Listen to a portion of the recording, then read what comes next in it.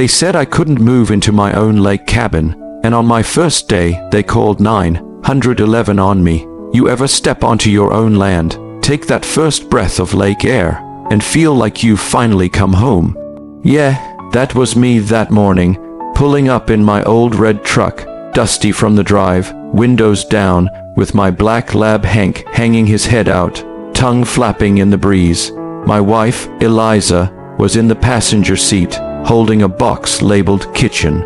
Smiling like she hadn't smiled in years. We'd saved, scraped, and finally bought this old lake cabin my grand had built in the 70s. But the moment I turned the key, stepped onto the porch with that box in my arms, I saw them, 3 people standing on the dirt road, arms crossed, matching clipboards, and a phone already recording.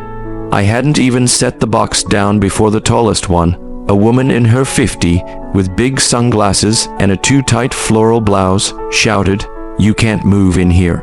I paused, box halfway down. "Eliza, did we buy the wrong house?" I joked. She didn't laugh. Hank barked, picking up on the tension. The woman marched up, introduced herself as Karen Peterson, HOA President, and started rattling off rules about unapproved occupancy, seasonal limitations, and move-in restrictions. Mind you, we just closed escrow legally, and the cabin had never been under any HOA. Karen didn't care. She kept yelling, pulling out a dog-eared HOA handbook, flipping pages like a cop flipping a ticket book. I tried to tell her we didn't sign anything, that this was private lake, front property, that the county deed showed no HOA jurisdiction, but you know what she did. She pulled out her phone and called 911, said we were trespassers on our own property, on our first day living there. Eliza gripped my arm, whispering, "Please stay calm." And that's when I saw Hank sitting on the porch, head tilted, watching Karen yell into her phone, her voice cracking as she told dispatch we were armed and dangerous.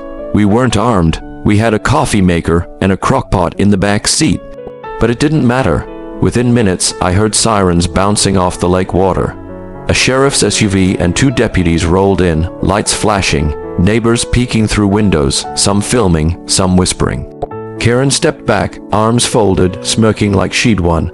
But as the deputies got out, I raised my hand, took a deep breath, and said, "Officers, would you like to see the deed?"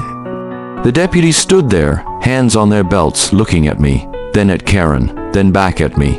The taller deputy, a calm man with salt-tanned, pepper hair, took off his sunglasses and said, "Sir, we received a report of trespassing and a possible disturbance."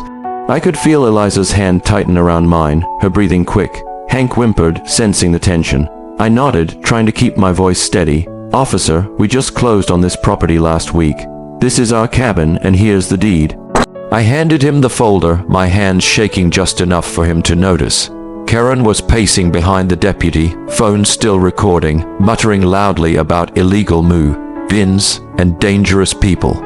The deputy flipped through the documents, his eyebrows raising as he saw the official stamps, signatures, and the clear county seal. Meanwhile, Karen's voice cut through the air. "Arrest them. They're not allowed here. The HOA forbids it." The other deputy, a younger guy with a kind face, looked at her and calmly asked, "Ma'am, can you show us the HOA jurisdiction documents over this parcel?" Karen froze, her lips tightening. She pulled out that same dog-eared handbook and waved it in the air. "This is all the evidence you need," but the deputy didn't even take it. He pointed to the address on the cabin and said, "This property is listed as privately owned and outside HOA boundaries, ma'am." Karen's face turned red. She tried to argue, saying the HOA had always managed the lake access, and that new residents needed approval. Eliza stepped forward, her voice firm but calm. "We're not under your HOA, and you have no authority to tell us we can't live in our own home." Karen's eyes darted around as a few neighbors had gathered, phones out, recording, whispering to each other. You could see it. The moment she realized her power wasn't working, the deputy handed the folder back to me and said, "Sir, you're clear here. Sorry for the inconvenience." He turned to Karen, his voice calm but sharp. "Ma'am, you need to leave. If you continue to harass these property owners, you could face charges." Karen's jaw dropped. She tried to protest, but the words caught in her throat.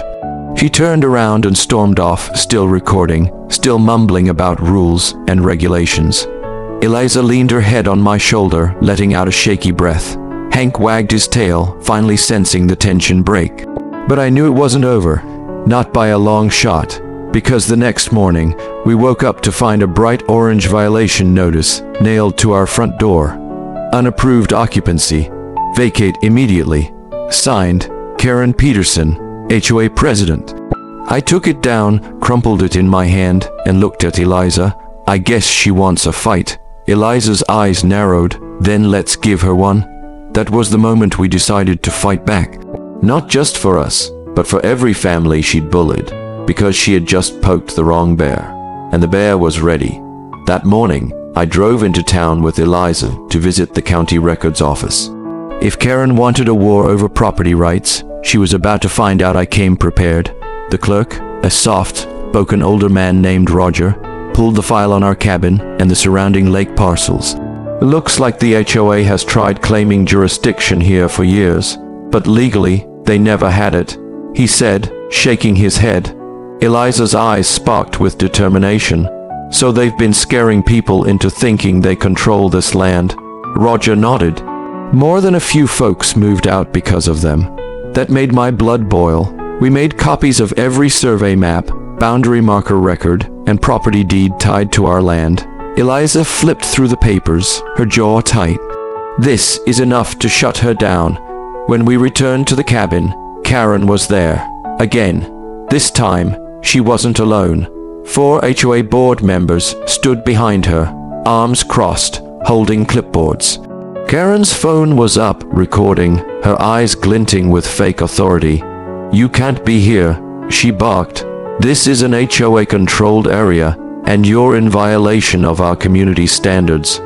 I took a deep breath, stepped forward, and said, "Karen, we've got the county records. This land is ours. You're trespassing." She scoffed. "You think a few papers will stop us? We have rules." Eliza stepped beside me, holding up the documents. "These aren't just papers. These are legal records, and we're done playing your game." Karen's face turned pale for a moment before she covered it with a smirk. "Fine, we'll let the lawyers handle it." She turned to leave, but not before her goons dropped another bright orange violation notice at our feet. Final warning, vacate immediately. Eliza picked it up, crumpled it, and threw it in the trash right there in front of them. That night, Eliza and I sat on the porch, Hank resting at our feet, the lake calm under the moonlight. I could see the tension in Eliza's eyes. "It's not over, is it?" she whispered. "No," I replied. But we're not alone. We posted our story online, showing the proof, the harassment, and the fake claims. And something amazing happened. Neighbors who had been silent started messaging us, sharing their own stories of Karen's threats, fines, and intimidation. An elderly couple, the Johnsons, came by the next morning with a pie and tears in their eyes. She did the same to us. Mrs. Johnson said, her voice trembling, "We're so glad someone's finally standing up." Eliza squeezed her hand. "We're going to end this for all of us."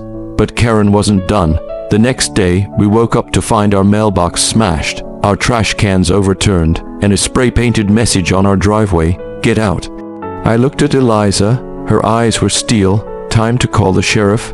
We dialed the sheriff's office, and I explained everything calmly, methodically, like I was still in uniform, briefing my team. Within an hour, a patrol car pulled up. Deputy Morales, a kind, sharp-eyed woman, took our statements, documented the damage, and nodded. "I've had enough complaints about her to fill a folder," she said. "It's time we did something." Eliza exhaled, a tear slipping down her cheek, but her voice was steady. "Let's do this." And that was the moment I knew Karen's reign was about to end, not just for us, but for everyone she'd bullied for years. Deputy Morales didn't waste time. She returned that afternoon with a notice of investigation against Karen and her HOA board, citing harassment, property damage, and impersonation of authority. Karen tried to keep up her Queen Act when Morales knocked on her door. I watched from our porch as Karen's fake confidence drained the moment Morales pulled out the complaint forms. Karen's voice went shrill. "You can't do this. I am the HOA. I decide what's right here." Morales crossed her arms. "No, ma'am, the law does." That was the day the neighborhood started waking up. People who had hidden behind curtains now stepped onto their porches, whispering, then openly talking. I saw Mr. Patel from across the road, who had been fined over a flag on his truck, nod toward me. The elderly Johnsons waved. Eliza squeezed my hand. It was happening. The fear was breaking. A week later, the community meeting was packed. Karen stormed in, clutching a thick stack of fake violation reports, her eyes darting, her lips thin. She tried to take the stage. I have the floor, she screeched. But Deputy Morales was there too. And she said calmly, "No, Karen, tonight the community does." Eliza stood up, holding the survey maps, the property documents, and screenshots of Karen's threats. She spoke with the calm, precise power of the veteran she is. "My family fought for this country, for freedom, for the rule of law. I won't be bullied in my own home by someone abusing their position." Karen tried to shout her down, but people weren't having it. A neighbor called out, "You fined me for flowers." Another, "You threatened my kids over a lemonade stand." The room erupted. Karen's face went red, then pale, and then Deputy Morales stepped forward, reading the charges. "Karen, you are under investigation for harassment, fraud, and property damage. You will leave this meeting with us." Karen's jaw dropped. "I'm the victim here. I'm protecting property values." Morales shook her head. "No, you've been protecting your power." The moment Karen was escorted out, a hush fell. Then the room erupted in applause. Eliza looked at me, tears in her eyes, but smiling. "It's over," she whispered. I nodded. "No, it's a new beginning." The HOA was restructured with fair, transparent elections. Neighbors who had been divided by fear started working together. Gardens were replanted. Flags waved again. The kids' lemonade stand came back, and Eliza and I finally had our coffee on the porch in peace. The lake calm, the morning breeze cool. Eliza looked at me, a small smile on her lips. "I'm glad we fought back." I took her hand.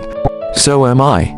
And as the sun rose over the lake, I thought about every family who just wants to live free, to honor their loved ones, to breathe without fear. And I knew this. Karen tried to steal that from us. She failed, and if anyone else tries, they'll find out, just like she did, that the quiet ones can fight back and win.